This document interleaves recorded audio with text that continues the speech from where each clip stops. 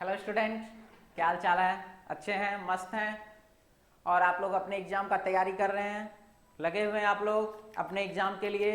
और बाबू आप तो देख ही रहे हैं रीजनिंग का जिस प्रकार से क्वेश्चन पूछ रहा है, और आगे आने वाले दिनों में आपका रीजनिंग का क्वेश्चन और भी ज़्यादा टफ होने वाला है, क्योंकि आप देख रहे हैं स्टार्टिंग का एग्जाम और अभी का एग्जाम दोनों में जो है बहुत सारे डिफरेंसेस आए हैं। एग्जाम में धीरे धीरे रीजनिंग का क्वेश्चन को और ज़्यादा टफ किया जा रहा है और क्वेश्चन को उलझाया जा रहा है। तो उम्मीद है आप लोगों को क्लास अच्छा लग रहा होगा। तो चलिए हम लोग अब जो देखेंगे आज reasoning test series 4, reasoning test series 4 हम लोग आज देखेंगे। और इसमें हम बहुत दिनों से आप लोगों के सामने स्टेटमेंट का क्वेश्चन नहीं ला पा रहे थे, और आज जो है हम आप लोगों के लिए सबसे पहले स्टेटमेंट एंड कंक्लूजन यानी कि स्टेटमेंट से रिलेटेड जो भी सवाल होते हैं वो हम सबसे पहले आपको आज हम बताएंगे। और उसके बाद फिर नेक्स्ट जो टाइम एंड क्लॉक, कैलेंडर या फिर मिसिंग नंबर डायग्राम, ये सब जो भी होगा सब वो सब चीज इस बार लास्ट में होगा। तो हम सबसे पहले आज स्टेटमेंट का क्वेश्चन देखेंगे। चलिए हम लोग देखते हैं, ठीक है। तो जैसा कि आप देख रहे हैं स्टेटमेंट के लिए जो निर्देश होता है बाबू, सबसे पहले वो निर्देश हमारे सामने यहाँ दिया हुआ है। और निर्देश को आप देख रहे हैं क्या लिख रहा है निर्देश में। नीचे देखिए प्रश्न संख्या 1 से लेकर के 7 यानी कि टोटल का टोटल 7 क्वेश्चन जो है अभी आपको स्टेटमेंट से है, जिसमें कि सैलोगिज्म भी होगा। और इसमें बोला क्या जा रहा है, नीचे दिए गए प्रत्येक प्रश्न में एक कथन और जिसके नीचे पूर्व धारणाएं, आपको एग्जाम में पूर्व धारणाएं पूछ रहा है, कार्यवाही ये भी पूछ रहा है, और निष्कर्ष ये भी पूछ रहा है, ठीक है। तो पूर्व धारणाएं, कार्यवाही और निष्कर्ष 1 व 2 दी गई है, सही उत्तर दीजिए। और यहाँ पर क्या है, यदि केवल एक अंतर्निहित है यानी कि यदि केवल एक नंबर सही होता है, यदि केवल 2 अंतर्निहित है यानी कि यदि केवल दूसरा नंबर जो निष्कर्ष होगा, पूर्व धारणा होगा, कार्यवाही होगा, जो दूसरा नंबर सही होगा वो है। यदि 1 व 2 दोनों अंतर्निहित है यानी कि दोनों का दोनों सही है। इसके बाद यदि 1 व 2 दोनों में से कोई भी अंतर्निहित नहीं है का मतलब सीधा सीधा हो गया क्या चीज, यानी कि कोई भी सही नहीं है। तो चलिए हम लोग करते हैं अपने क्वेश्चन पे फोकस और अपने क्वेश्चन को ध्यान पूर्वक देखते हैं। सबसे पहला क्वेश्चन हमारा यहाँ पर जो दे रहा है वो क्या दे रहा है, आप इसको ध्यान से देखिए। हम क्वेश्चन को अच्छे से देखेंगे। अभी क्वेश्चन को सबसे पहला चीज, इसमें जितने भी प्रकार की समस्या, हर एक क्वेश्चन इसको हम आराम से सीखेंगे, ताकि आपके एग्जाम में इससे संबंधित जो भी क्वेश्चन आए बाबू, उसको हम लोगों को सीखना है, उसको हम लोगों को अच्छे से बना लेना है, ताकि आपको किसी भी प्रकार का इसमें समस्या नहीं हो स्टेटमेंट वाले क्वेश्चन में। चलिए इतना है, इतना से आपको दिख रहा होगा अच्छे से, हम तो यही उम्मीद करते हैं। चलिए अब तो अच्छे से दिख रहा होगा, फ्रेश। तो जैसा कि क्वेश्चन में लिखा हुआ है, क्वेश्चन में क्या है देखिए, निर्देश दिया गया। क्या है निर्देश, 1 से 3 यानी कि 1 2 3 तीनों के लिए क्या है, नीचे दिए गए प्रत्येक प्रश्न में एक कथन है जिसके नीचे 2 पूर्व धारणाएं 1 व 2 है, सही उत्तर दीजिए। आपको सही उत्तर देना है। चलिए हम लोगों को यह चीज देखना है, क्वेश्चन हमारा कैसे बनेगा इसको हम लोगों को अब समझना है। तो हम क्वेश्चन की ओर देखते हैं क्या लिख रहा है। पहला क्वेश्चन स्टेटमेंट पूर्व धारणा का, ठीक है। लिख रहा है, कथन है, यह बॉक्स श्रीमान एक्स को उनके ऑफिस में जाकर दे देना। श्रीमान एक्स कोई हैं और श्रीमान एक्स को बोला गया कि यह बॉक्स, एक बक्सा, कोई वस्तु होगा उसमें, कुछ हो सकता होगा उसमें, उसको क्या करना, श्रीमान एक्स को ले जाकर के दे देना है और शीघ्र वापस लौट आना। और देने के बाद सामान, ये सामान आपने श्रीमान एक्स को दिया और देने के बाद तुम तुरंत वापस लौट आना, शीघ्र वापस लौट आना यानी कि वापस तुरंत चले आना। और यदि तुम्हें देर से वापस आने की संभावना हो, यानी कि यदि तुमको यह लगे कि तुमको आने में देरी हो जाएगा, आने में क्या हो जाएगा, देरी हो जाएगा, तब तुम क्या करना वो भी बता रहा है। तो मुझे अवश्य सूचित करना। यदि तुमको आने में देरी हो जाएगा बाबू, क्या बोला कि सबसे पहले बोला कि ये वस्तु तुम श्रीमान एक्स को दे देना, उधर से तुरंत वापस चले आना, और यदि तुमको लगेगा कि नहीं हमको आने में देरी होगा तो मुझे अवश्य सूचित कर देना। देखिए यहाँ पर सबसे ज्यादा इंपॉर्टेंट वर्ड यहाँ पर प्रयोग किया गया है क्वेश्चन में, अवश्य शब्द का। ये अवश्य शब्द ही पूरा का पूरा खेल कर रहा है इस क्वेश्चन में। आपको हम अच्छे से समझा देना चाहते हैं कि बाबू, सुग्गा, मैना, तोता जो भी है सबको हम यही कहना चाह रहे हैं कि स्टेटमेंट वाला क्वेश्चन से आपको डरना नहीं है, एकदम नहीं डरना है। हम बार बार कह रहे हैं, फिर से कह रहे हैं, डरना नहीं है। यह मत सोचिए ओहो स्टेटमेंट का क्वेश्चन दिया कैसे बनाएंगे, नहीं बाबू कुछ नहीं करना है। स्टेटमेंट का क्वेश्चन बहुत इजी होता है, आप ये सोचिए। और हम आपको समझा रहे हैं, आपको हम पहले ही बता दें, मैं आपको स्टेटमेंट का क्वेश्चन में सिर्फ और सिर्फ कथन समझाऊंगा। इस कथन को मैं सिर्फ समझाऊंगा।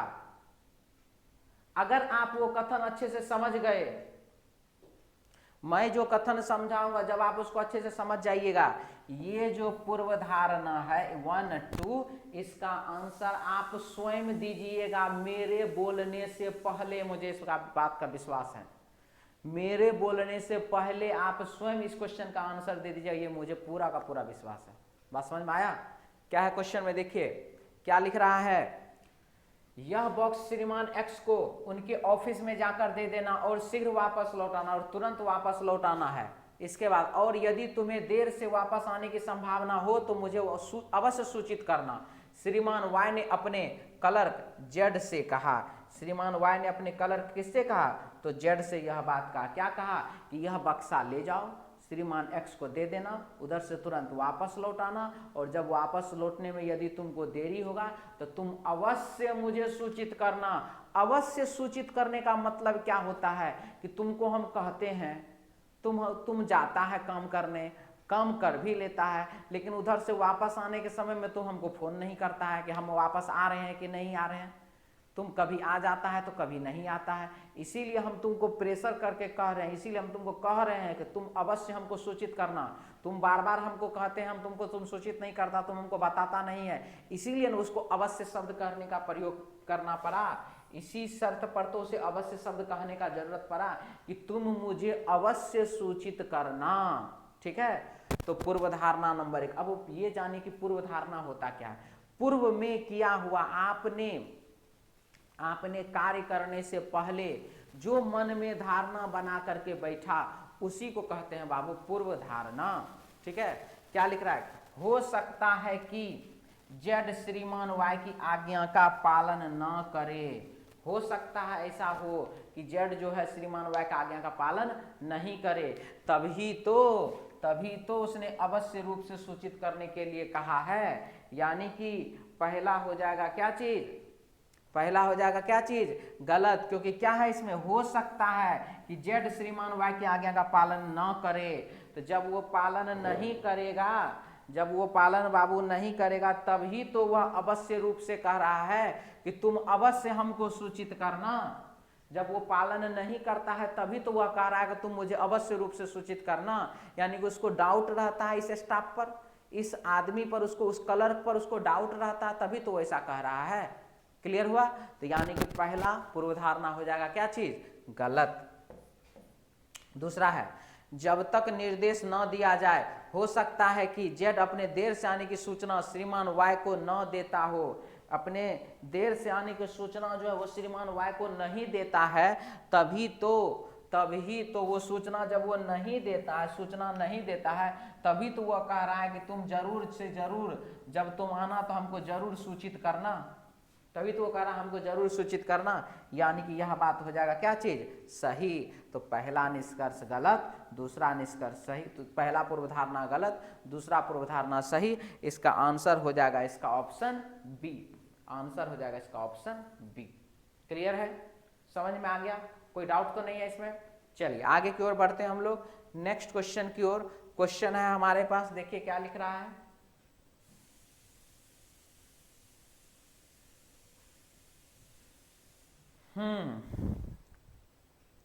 क्वेश्चन है दूसरा, मुख्यमंत्री, कथन है मुख्यमंत्री अपने सभी कार्यक्रम रद्द कर दिए हुए रद्द कर दिए और हवाई मार्ग बाय एयर से मुंबई से राजधानी दिल्ली के लिए रवाना हो गए। एक दूरदर्शन समाचार में यह कहा गया कि वह जो है क्या किए हैं मुख्यमंत्री जी, वह अपने सारे के सारे प्रोग्राम को कैंसिल कर दिए हैं और कैंसिल करने के बाद जो है वो क्या किए, मुंबई से राजधानी दिल्ली के लिए रवाना हो गए। यह एक दूरदर्शन समाचार में कहा गया है।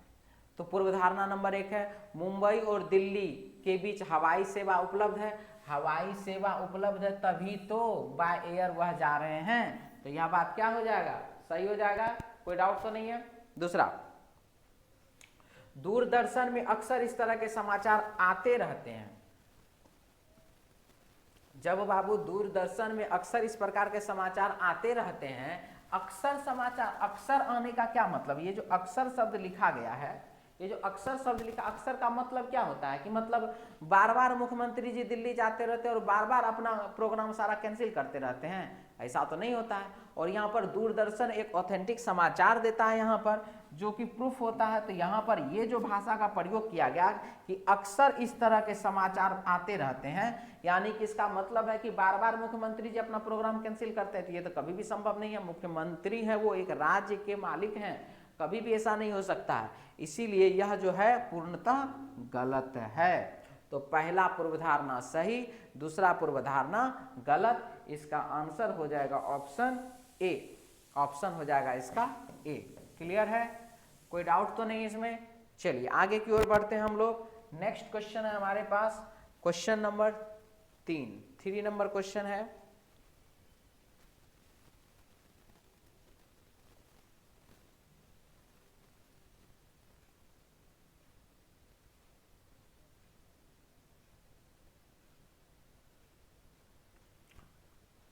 प्रथम श्रेणी उत्तीर्ण स्नातक अभियंता चाहिए जो हमारी कंपनी के उच्चतर अभिप्रेरित कर्मचारियों के साथ काम कर सके। प्रथम श्रेणी उत्तीर्ण चाहिए, यानी कि फर्स्ट डिवीजन पास चाहिए, अभियंता इंजीनियर जो हमारी कंपनी की उच्चतर अभिप्रेरित, यानी कि हमारे कंपनी में जो अच्छे अच्छे स्टाफ, हाईली क्वालिफाइड जो क्या है अभियंता है, उनके साथ उनको काम करने में किसी भी प्रकार का दिक्कत नहीं हो। इसीलिए वह कह रहा है क्या चीज, कि प्रथम श्रेणी स्नातक अभियंता चाहिए जो हमारी कंपनी के उच्चतर अभिप्रेरित कर्मचारियों के साथ काम कर सके। कंपनी एबीसी का एक विज्ञापन, यहाँ पर एबीसी नामक कोई कंपनी, उसने विज्ञापन दिया है। तो पूर्व धारणा नंबर 1 है क्या, देखिए, प्रथम श्रेणी उत्तीर्ण स्नातक अभियंता जो अभिप्रेरित हैं केवल वे ही विज्ञापन के उत्तर में आवेदन करेंगे। तो सबसे पहला सिचुएशन हमारे प्रश्न में तो लिख दिया प्रथम श्रेणी उत्तीर्ण।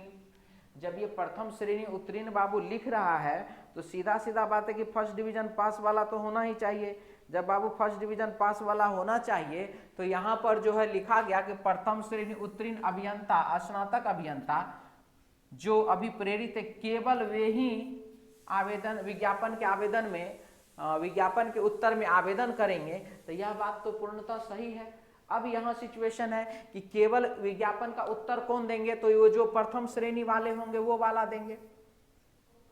जो प्रथम श्रेणी यानी कि जो फर्स्ट डिवीजन से जो स्नातक पास किए सिर्फ वही ना देंगे। अब यहाँ क्या है, अभियंता जो अभिप्रेरित हैं। सबसे पहला सिचुएशन, यह जो शब्द आया यहाँ पर अभिप्रेरित है, ये तो आपको ना जज करना पड़ेगा कि यह आदमी, जैसे देखिए कोई भी आप फॉर्म डालते हैं, कोई मान लीजिए आप एनटीपीसी का फॉर्म फिलअप किए हैं, तो एनटीपीसी का फॉर्म फिलअप किए हैं, आवेदन आपने दिया, आवेदन देने के बाद आप क्या होता है, सबसे पहले आप पीटी पास कीजिएगा, उसके बाद मेंस पास कीजिएगा, उसके बाद साइको पास कीजिएगा, उसके बाद डॉक्यूमेंट वेरिफिकेशन होगा, उसके बाद फिर आपका और कोई टेस्ट होगा, और उसके बाद फिर जा कर के आपको जो है ट्रेनिंग कराया जाएगा, और ट्रेनिंग कराने के बाद तब आपको ज्वाइनिंग मिलेगा।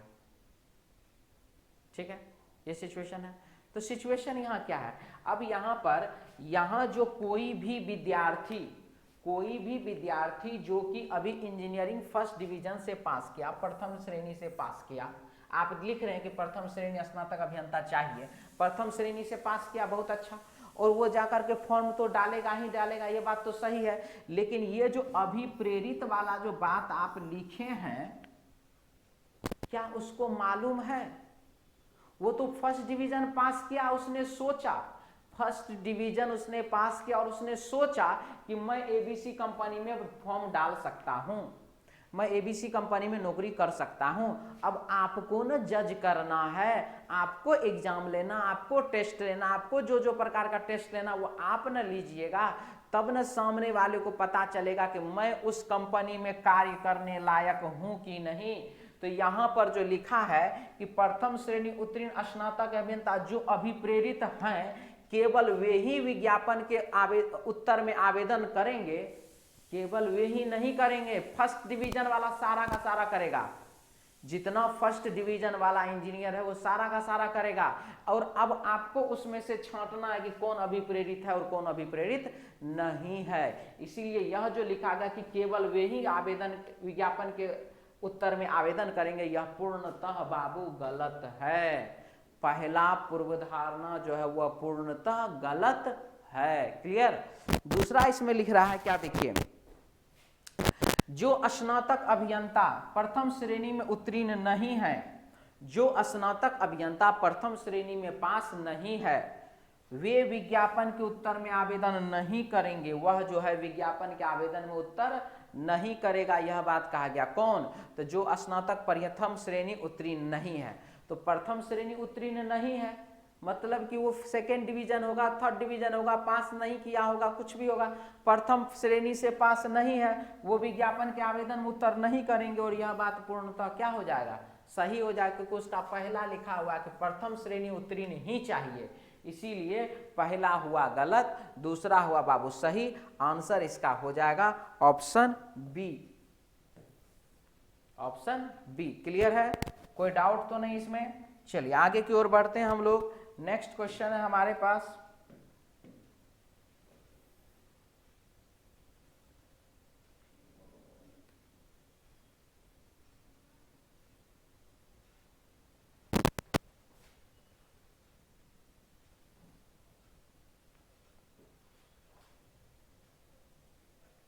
क्वेश्चन है स्थानीय महाविद्यालय, कार्यवाही का क्वेश्चन है, ये देखिए कार्यवाही का क्वेश्चन है।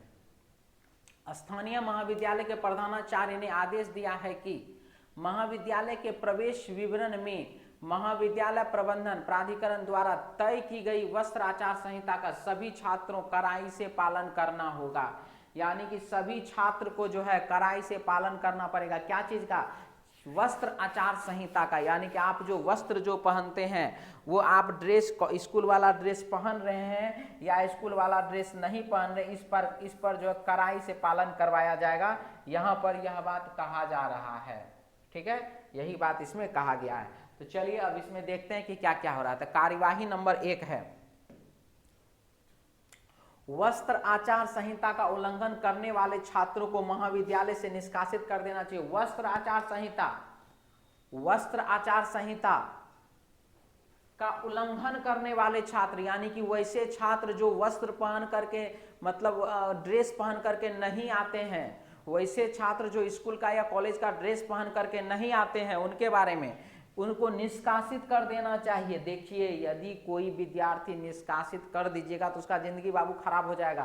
तो यहाँ पर सिचुएशन क्या है, वस्त्र आचार संहिता का उल्लंघन करता है यदि वह, तो आप उसको समझाइए, उसको डांटिए, उसके गार्जियन को बुलाइए, ठीक है, आप उनके मम्मी पापा को कहिए कि आपका बेटा जो है नहीं आ रहा है ड्रेस पहन करके, क्या कारण आप उससे पूछिए। हो सकता कुछ फाइनेंशियल प्रॉब्लम हो या हो सकता कुछ ऐसा दिक्कत हो जो कि अभी वो नहीं कर पा रहा, और हो सकते हैं कि कुछ ऐसे भी विद्यार्थी होते हैं जो ड्रेस है लेकिन पहन के नहीं जाएंगे, तब अब फिर उनका तो खैर कोई उपाय ही नहीं है। उनको तो फिर उपाय एक ही चीज़ है कि उनके मम्मी पापा को बुलाया जाए और बोला जाए, ठीक है, उनको धमकी दिया जाए इस बात का कि तुमको भगा देंगे, तुमको हटा देंगे, तुमको निष्कासित कर देंगे। लेकिन निष्कासित करने का धमकी देना वो दूसरा चीज है, लेकिन उसको कार्यवाही में ले आना, यानी कि सबको निष्कासित कर देना, ड्रेस नहीं पहन करके आया इसीलिए आपने निष्कासित कर दिया, यह कोई उचित सॉल्यूशन नहीं है, ये कोई अच्छा बात नहीं है। इसीलिए यहाँ पर जो यह कहा गया है कि पहली बार वस्त्र आचार संहिता का उल्लंघन करने वाले छात्रों को महाविद्यालय से निष्कासित कर देना चाहिए, यह पूर्णतः बाबू गलत होगा। पूर्णतः यह क्या होगा, गलत होगा। ठीक है, क्लियर, कोई डाउट तो नहीं इसमें। इसके बाद इसमें कहा गया पहली बार, दूसरा नंबर में क्या क्या वो देखिए, पहली बार वस्त्र आचार संहिता का उल्लंघन करने वाले छात्रों को फटकार लगानी चाहिए और फिर से उल्लंघन करने पर कार्यवाही करने की चेतावनी देनी चाहिए। यदि कोई विद्यार्थी पहली बार जो है वस्त्र पहन करके नहीं आ रहा है तो उसको आप चेतावनी दीजिए, उसको आप फटकारिए, उसको आप डांटिए, और उसके बाद क्या बोला कि अगली बार यदि फिर लगानी चाहिए और फिर से उल्लंघन करने पर कार्यवाही करने की चेतावनी देनी चाहिए। आप उसको चेतावनी दीजिए कि यदि इसके बाद फिर ऐसा हुआ तो तुमको जो ये किया जाएगा वो किया जाएगा, इस बात को उसको चेतावनी देना चाहिए। यानी कि यह बात हो जाएगा पूर्णतः सही। तो पहला कार्यवाही गलत, दूसरा कार्यवाही सही, आंसर इसका हो जाएगा ऑप्शन बी। ठीक है, क्लियर है। चलिए आगे की ओर बढ़ते हैं हम लोग क्वेश्चन नंबर 5 की ओर। क्वेश्चन नंबर 5 आप देख रहे हैं, क्वेश्चन में लिख रहा है क्या चीज,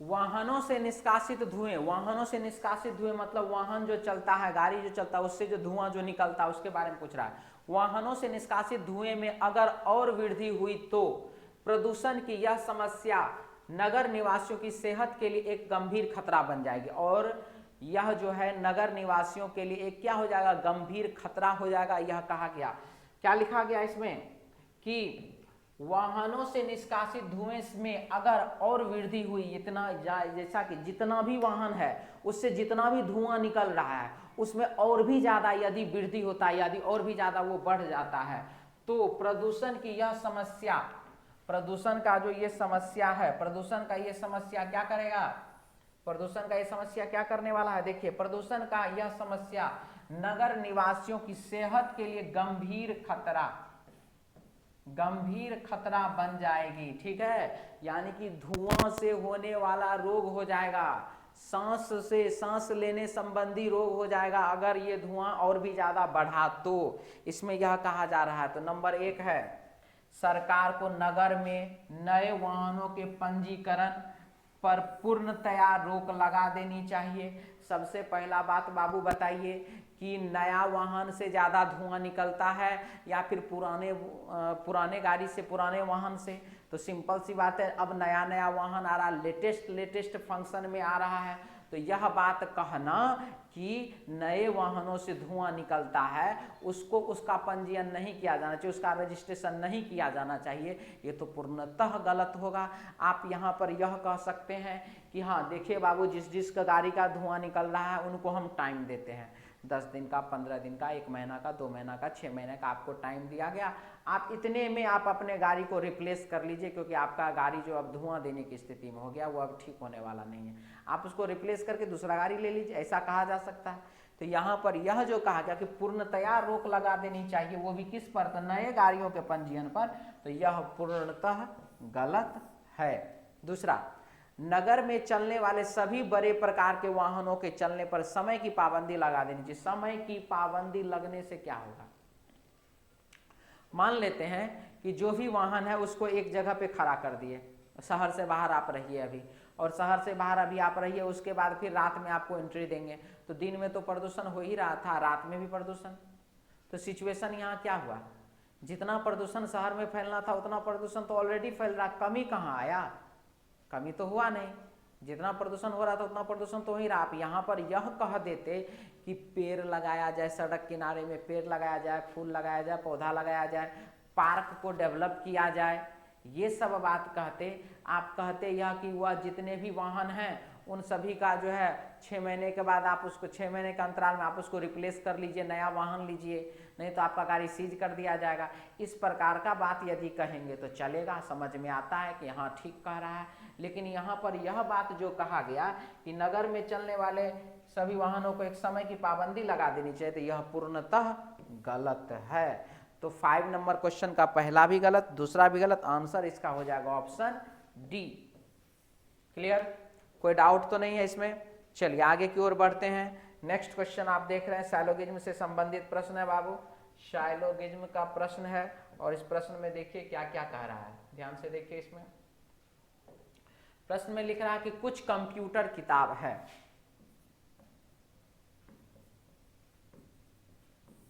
कुछ कंप्यूटर किताब है। इसके बाद कुछ किताबें पेन है, और कुछ किताब जो है क्या है, पेन है। सभी पेन नोटबुक है, सारा का सारा जो पेन है बाबू वो क्या है, तो वो नोटबुक है।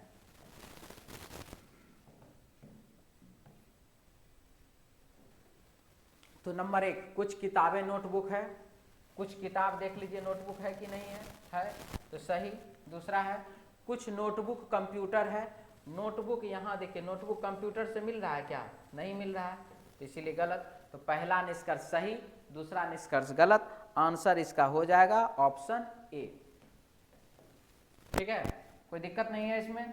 चलिए आगे की ओर बढ़ते हैं। नेक्स्ट क्वेश्चन में कहा गया क्या चीज, ध्यान से देखिए।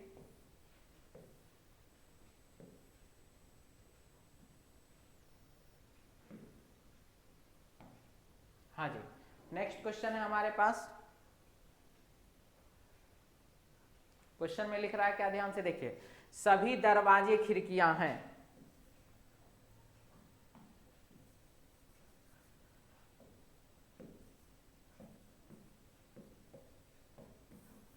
सभी दरवाजा खिड़की है, सभी खिड़कियां फर्श है। सारा का सारा जो खिड़की है वो क्या है, तो वो बाबू फर्श है, सभी खिड़कियां फर्श है। सभी फर्श छत है, और सारा का सारा जो फर्श है वो क्या है, तो वो बाबू छत है, सभी फर्श छत है। तो नंबर 1 है निष्कर्ष इसमें।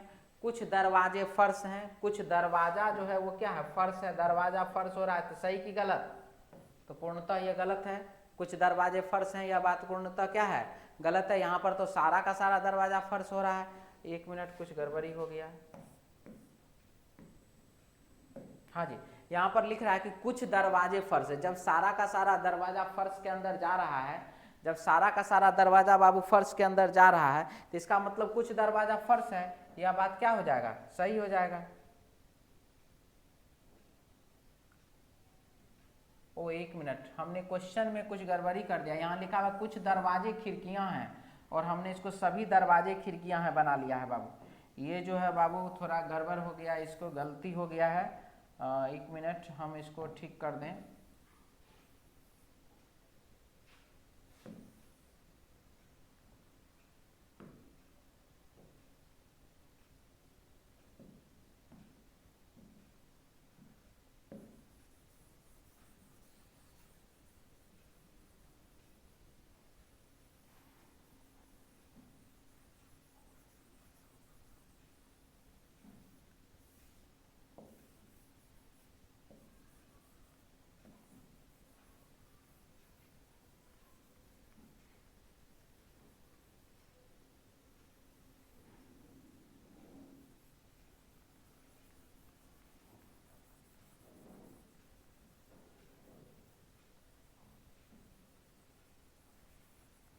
क्वेश्चन में बाबू हम गलती पढ़ लिए थे, ठीक है, गलत क्वेश्चन पढ़ लिए थे, इसलिए उसका जो है प्रॉब्लम हो गया उसमें। तो यहाँ जो है क्वेश्चन क्या है देखिए।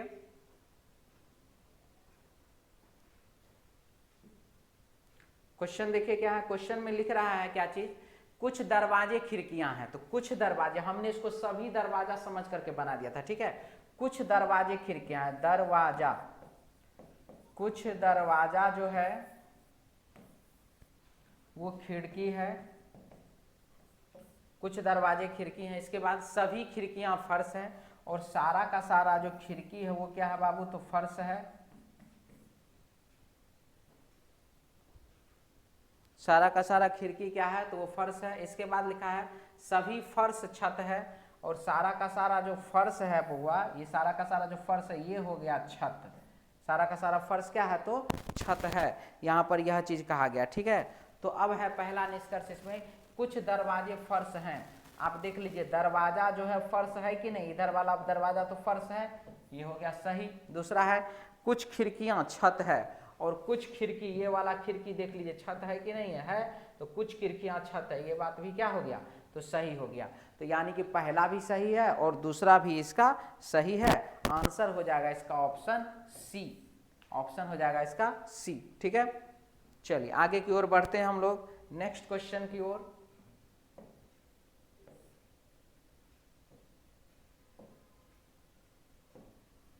क्वेश्चन में लिख रहा है नीरज अपने घर से 2 किलोमीटर पश्चिम की ओर जाता है। नीरज अपने घर से 2 किलोमीटर पश्चिम की तरफ चलता है, फिर वह दक्षिण दिशा की तरफ मुड़कर 3 किलोमीटर का सफर तय करता है। ठीक है, तो देखिए इसमें क्या लिखा हुआ है, नीरज अपने घर से 2 किलोमीटर पश्चिम, नॉर्थ, ईस्ट, साउथ और वेस्ट, इधर हो गया दाएं और इधर हो गया है बाएं।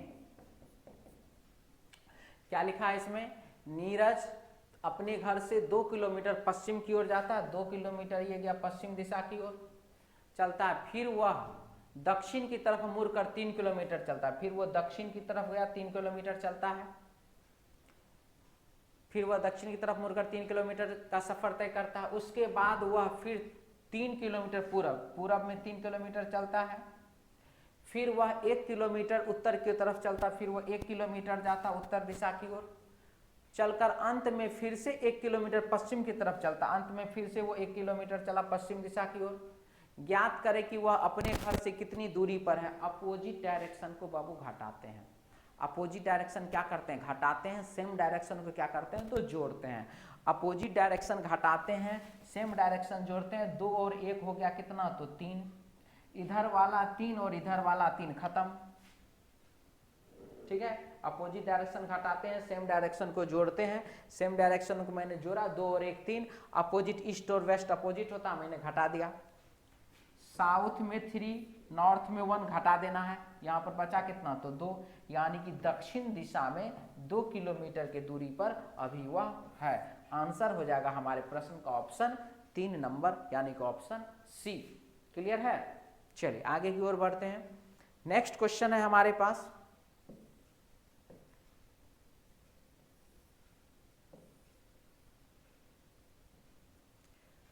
पंद्रह जनवरी से 28 जनवरी तक दोनों दिन मिला करके दिनों की संख्या ज्ञात करें। तो सीधा सीधा बात है बाबू, 15 जनवरी से, तो आप क्या करिए, 15 जनवरी से पहले क्या, 14 जनवरी, 28 जनवरी माइनस 14 जनवरी बराबर 14 दिन, यानी कि कुल मिला करके दिनों की संख्या 14। ऑप्शन हो जाएगा इसका ए, कुल मिलाकर के दिनों का संख्या 14, ऑप्शन हो जाएगा इसका ए। क्लियर है, चलिए आगे की ओर बढ़ते हैं हम लोग, नेक्स्ट क्वेश्चन की ओर बढ़ते हैं। क्वेश्चन में क्या लिख रहा है वो देखिए, लास्ट क्वेश्चन है ये। क्वेश्चन में क्या लिख रहा है, ध्यान पूर्वक देखिए। क्वेश्चन में लिख रहा है बाबू, क्वेश्चन में लिख रहा है एक स्कूल की घंटी प्रत्येक 25 मिनट के बाद बजती है। एक स्कूल का जो घंटी है वो प्रत्येक क्या करता है, 25 मिनट के बाद बजता है। इसके बाद पूछताछ बाबू किसी व्यक्ति को बताता है कि घंटी अभी 10 मिनट पहले ही बजी है। पूछताछ बाबू क्या बताते हैं, घंटी जो 10 मिनट पहले ही बजा है, इसके बाद बजी है, एवं अगली घंटी प्रातः 10:05 पर बजेगी। अगली घंटी का जो टाइम है बाबू वो है 10:05, 10:05 पर बजेगी। इसके बाद ज्ञात करें कि पूछताछ बाबू ने उस व्यक्ति को यह सूचना लगभग कितने बजे दी। पूछताछ बाबू को यह सूचना कितने बजे मिला था, यह आपको बताना है। ठीक है, तो लिख क्या रहा है कि एक स्कूल की घंटी प्रत्येक 25 मिनट के बाद बजती है। हर 25 मिनट पर घंटी बजती है, 25 मिनट पर घंटी जो बजती है। अब क्या है, पूछताछ बाबू किसी व्यक्ति को बताता है कि घंटी अभी 10 मिनट पहले ही बजी है। घंटी 10 मिनट पहले ही बजी है, इसका मतलब कि अब घंटी 15 मिनट के बाद बजने वाला है। घंटी कब बजने वाला, 15 मिनट के बाद, 10 मिनट पहले ही बजी है। अगली घंटी प्रातः 10:05 पर, और नेक्स्ट घंटी का जो टाइम है वो टाइम है 10:05 पर। नेक्स्ट घंटी का टाइम क्या है, 10:05 पर। तो 10:05 इधर कितना है, 15 मिनट बाद है ना, यानी कि 15 मिनट इसके हिसाब से, तो यहाँ के हिसाब से 15 मिनट बाद, लेकिन इसके हिसाब से क्या 15 मिनट पहले। तो आप इसमें से 15 मिनट क्या करिए, घटा दीजिए। जैसे ही 15 मिनट घटाते हैं हो जाता है 9:50। यानी सॉरी 9:50। इसका मतलब जो है अभी जो है वर्तमान समय में जो समय क्या हो रहा है, तो पूछताछ बाबू ने उस व्यक्ति को यह सूचना लगभग कितने बजे दिया, तो पूछताछ बाबू ने यह सूचना दिया उसको 9:50 पर, यानी कि ऑप्शन बी। ऑप्शन क्या, बी। ठीक है, समझ में आ गया बुआ, कोई दिक्कत तो नहीं है। चलिए अब आगे हम लोग देखेंगे नेक्स्ट टेस्ट में, नेक्स्ट वीडियो में। जय हिंद।